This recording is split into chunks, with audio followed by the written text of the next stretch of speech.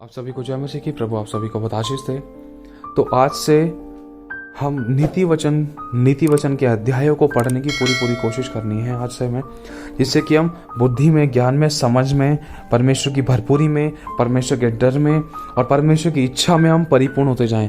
उन गहरी से गहरी, बड़ी से बड़ी, छोटी से छोटी बातों को हम सीखे जिनमें हम चूक जाते थे, जिनको हम हल्का समझते थे या जिनके कारण हमने बहुत कुछ खोया है। तो ये वो बातें हैं, ये वो ज्ञान की, समझ की और बुद्धि की बातें जो प्रभु चाहते हैं हमारी ज़िंदगी में हो, ताकि हम छोटी से छोटी बातों में कभी चूकने ना पाएं, कभी कुछ खोने ना पाएं, कभी हम गिरने ना पाएं, कभी हम ठोकर ना खाएं।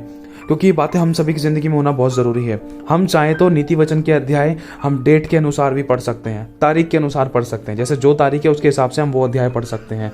तो आज हम शुरू करेंगे, ठीक है। और नीति वचन के द्वारा मैंने बहुत आशीष पाई है, परमेश्वर ने मुझे बहुत कुछ सिखाया है। और मैं विश्वास करता हूं जब आप नीति वचन पढ़ोगे, या चाहे आप अलग से अपना बाइबल में पढ़ो तो वो भी बहुत अच्छा है। अगर आपके पास इतना समय नहीं, वैसे तो समय होना चाहिए हम सभी के पास प्रभु के वचन को पढ़ने के लिए, लेकिन अगर आप बहुत बिजी पर्सन हैं तो आप ऑनलाइन यूट्यूब पर भी आप नीति वचन के एक एक अध्याय को रेगुलरली सुन सकते हैं, जिससे कि परमेश्वर का आत्मा आपसे बात करे और बहुत कुछ आपको सिखाए, आपकी परिस्थितियों से बोले और बातचीत करे, आपको किस समय क्या, कब, किस तरीके से, कैसे क्या, किस तरीके से क्या करना चाहिए। तो परमेश्वर इन नीति वचनों के द्वारा आपको सिखाएगा। तो आइए अब हम शुरू करते हैं नीति वचन 12 अध्याय और पहली आयत। लिखा है, जो शिक्षा पाने में प्रीति रखता है वह ज्ञान से प्रीति रखता है, परंतु जो डांट से बैर रखता है वह पशु सरीखा है। मतलब प्रभु कहना चाहता है, जो इंसान बढ़ना चाहता है, जो करेक्ट होना चाहता है, या जो आगे ऊंचा उठना चाहता है, अगर उसकी ज़िंदगी में कोई कमी है, कोई गड़बड़ी है या कोई गलतियां हैं, अगर वो बदलना चाहता है, अगर अपनी गलती को मानकर छोड़ देना चाहता है, अगर वो सही मार्ग की शिक्षा को पाना चाहता है और वो ज्ञान से प्रीति रखता है ना, तो वो बढ़ता रहेगा। उसको कोई गिरा नहीं सकता है, क्योंकि वो ज्ञान से, किस प्रकार के ज्ञान से? प्रभु के ज्ञान से, प्रभु के वचन के ज्ञान से, प्रभु की शिक्षा से प्रीति रखता है ना, तो वो ज्ञान से प्रीति रखता है। और जब वो ज्ञान से प्रीति रखता है तो लिखा है, जो लोग परमेश्वर का ज्ञान रखेंगे वो हियाव बांधकर बड़े बड़े काम करेंगे। और दूसरी तरफ लिखा है, जो परमेश्वर का, मेरा ज्ञान ना होने से मेरी प्रजा नाश हो रही थी। जो परमेश्वर का ज्ञान नहीं रखते तो प्रभु नाश होने के बारे में कह रहा था। लिखा है कि जो इंसान करेक्ट होना चाहता है ना, वही परफेक्शन में बढ़ सकता है। जहाँ करेक्शन नहीं है वहाँ परफेक्शन नहीं है। ध्यान रखना इन बात का। और लिखा है, परंतु जो डांट से बैर रखता है, मतलब जो करेक्ट होना ही नहीं चाहता है, भाई मैं तो गलत हो ही नहीं, अरे मेरे को नहीं सीखना, मेरे को आता है, तो प्रभु कह रहा है वह पशु सरीखा है, वो एक जीव जंतु के समान है। भले मनुष्य से तो यहोवा प्रसन्न होता है, परंतु बड़ी युक्ति करने वाले को वह दोषी ठहराता है। कोई मनुष्य दुष्टता के कारण स्थिर नहीं हो पाता, परंतु धर्मियों की जड़ उखड़ने की नहीं। भली स्त्री अपने पति का मुकुट है, परंतु जो लज्जा के काम करती है वह अपमानों उसकी हड्डियों के सड़ने का कारण होती है। एक भली स्त्री है और एक लज्जा के काम करने वाली स्त्री है। भली स्त्री वो है जो अपने पति की निंदा नहीं करती, वरन अपने पति की अधीनता में चलती है और अपने पति के लिए दुआ, प्रार्थना, बंदगी करती है और अपने पति के लिए आंसू बहाती है खुदा के आगे, और अपने पति को बचाने के लिए परिश्रम करती है।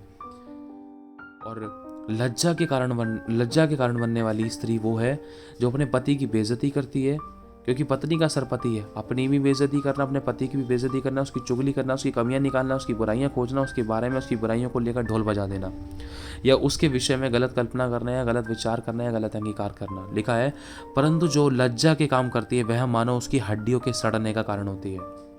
एक पत्नी अपने पति की हड्डियों के सड़ने का कारण भी हो सकती है। लिखा है, धर्मियों की कल्पनाएं न्याय ही की होती हैं, परंतु दुष्टों की युक्ति छल की है। दुष्टों की बातचीत हत्या करने के लिए, घात लगाने के विषय में होती है, परंतु सीधे लोग मुंह की बात के द्वारा छुड़ाने वाले होते हैं। जब दुष्ट लोग उल्टे जाते हैं तब वे रहते ही नहीं, परंतु धर्मियों का घर स्थिर रहता है। मनुष्य की बुद्धि के अनुसार उसकी प्रशंसा होती है, परंतु कुटिल तुच्छ जाना जाता है।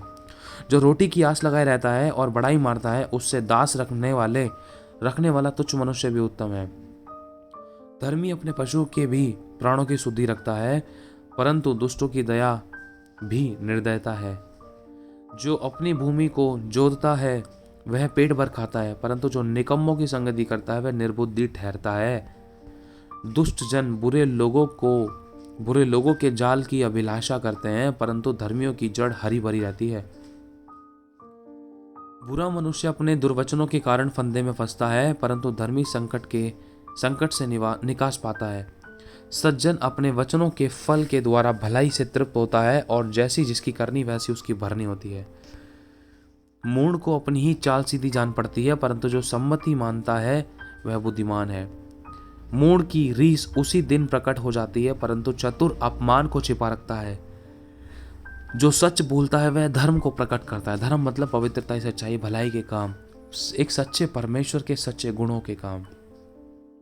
परंतु जो झूठी साक्षी देता है, जो झूठी गवाही देता है, वह छल को प्रकट करता है। जो झूठ बोलता है वो छल को प्रकट करता है। ऐसे लोग हैं जिनका बिना सोच विचार का बोलना तलवार की नाई चुभता है, परंतु बुद्धिमान के बोलने से लोग चंगे होते हैं। दो इंसान है यहाँ पर, एक मूर्ख इंसान है, एक बुद्धिमान है। बुद्धिमान वो है जो प्रभु का डर रखता है, जो बुराई से बैर करता है, जो अपनी जुबान की चौकसी करता है और जो प्रभु पर भरोसा भी रखता है, वो बुद्धिमान है। और जो प्रभु के मार्ग पर चलता है वो बुद्धिमान है। लेकिन जो मूर्ख है, लिखा है कुछ ऐसे हैं जो बिना सोच विचार के बोलते हैं और उनके मुंह तलवार की नाई काट डालते हैं, हृदयों को काट डालते हैं, इंसान को मृत्यु तक पहुंचा देते हैं, इंसान के हृदय को ऐसे तोड़ मरोड़ देते हैं और तलवार के समान चुभते हैं उनकी जुबानें। कुछ ऐसे लोग हैं जिनका कहना तलवार का सा चुभता है, बिना सोच विचार का कहना तलवार का सा पैना लगता है, चुभता है। ये हमारे शब्द ऐसे तो नहीं है। अगर हैं तो आज हमें करेक्शन की ज़रूरत है। अगर हमारे शब्द किसी को ठेस पहुंचाते हैं, किसी की आंखों में आंसू लाते हैं, किसी को गिराते हैं, किसी का दिल दुखाते हैं, तो समझ लेना कि हमारा बोलना तलवार का सा पैना लग रहा है। क्यों? क्योंकि हम सोच विचार कर नहीं बोल रहे हैं, हम झट उत्तर देने वाले लोग हैं और ये बहुत गलत है। लिखा है सच्चाई सदा बनी रहेगी, परंतु झूठ पली भर का होता है। बुरी युक्ति करने वाले के मन में छल रहता है, परंतु मेल की युक्ति करने वाले को आनंद होता है। धर्मी को हानि नहीं होती। एक धर्मी व्यक्ति है ना, जो प्रभु पर भरोसा रखता है, जो उसके अनुसार चलना चाहता है, जो पवित्र सच्चाई खराई का जीवन जीता है और वही दूसरों को बताता है, तो उसको कभी जिंदगी में कभी कोई हानि नहीं हो सकती। परंतु जो दुष्ट लोग हैं वो सारी विपत्ति में डूब जाते हैं। झूठों से यहोवा को घृणा आती है, परंतु जो विश्वास से काम करते हैं उससे वह प्रसन्न होता है। एक तरफ है झूठ, एक तरफ विश्वास योग्यता। विश्वास योग्यता मतलब हम जो अंदर है उसी बात को सच्चाई के साथ प्रकट कर देना। ये नहीं कि अभी मैंने मुंह पे बोल दिया हमें तेरी मदद करो, लेकिन एंड टाइम पर मैंने धोखा दे दिया। प्रभु कह रहा है परंतु जो विश्वास योग्य है, विश्वास से काम करता है, उनसे प्रभु प्रसन्न होता है। चतुर मनुष्य ज्ञान को प्रकट नहीं करता, परंतु मूढ़ अपने मन की मूढ़ता ऊंचे शब्द से प्रचार करता है। लिखा है कामकाजी लोग प्रभुता करते हैं, परंतु आलसी बेगार में पकड़े जाते हैं। प्रभु यहाँ पर साफ बता रहा है जो आलसी है वो बिना मतलब में नुकसान उठाते हैं, जो कामकाजी लोग हैं वो अधिकार जमाते हैं। उदास मन दब जाता है, परंतु भली बातें से आनंदित होता है। उदास मन होता है ना जो इंसान का, वो दब जाता है, परंतु जब भली बात, प्रभु की महिमा की बात, आनंद की बात, जो भली बातें हैं, जो उठने की बातें हैं, जो दोबारा से उठकर दौड़ने की बातें हैं, जो मोटिवेशन की बातें हैं, उनसे मन आनंदित हो जाता है। धर्मी अपने पड़ोसी की अगुवाई करता है, परंतु दुष्ट लोग अपनी ही चाल के कारण भटक जाते हैं। आलसी अहेर का पीछा नहीं करता, परंतु कामकाजी को अनमोल वस्तु मिलती है। आलसी जो इंसान है ना, वो अच्छी वस्तु के पीछे नहीं लगता। अच्छी वस्तु क्या?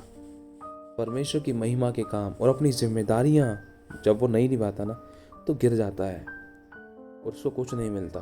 परंतु जो कामकाजी इंसान है वो अनमोल वस्तुएं बटोर लेता है, उसको मिल जाती हैं। धर्म की बाट में जीवन मिलता है और उसके पथ में मृत्यु का पता भी नहीं है। हालेलुया। प्रभु आप सभी को आशीष दे, आप सभी को जय मसीह की।